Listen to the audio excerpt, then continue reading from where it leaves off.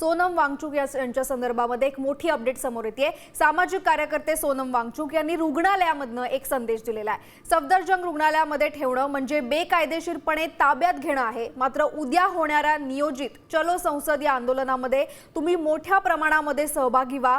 त्यांनी या आंदोलनाला भारताचं दुसरं स्वातंत्र्य आंदोलन असं संबोधलंय। पेपर लीक आणि अन्यायाविरोधात लढण्याचं आव्हान सुद्धा सोनम वांगचुक यांनी केलंय।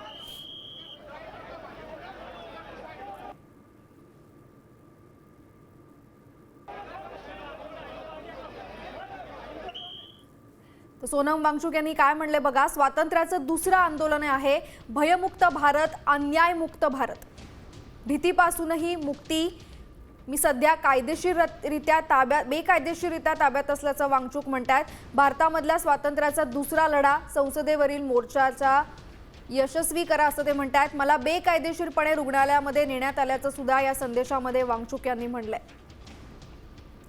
हा संदेश मी गीतांजली मार्फत तुमच्यापर्यंत पोहोचवतोय।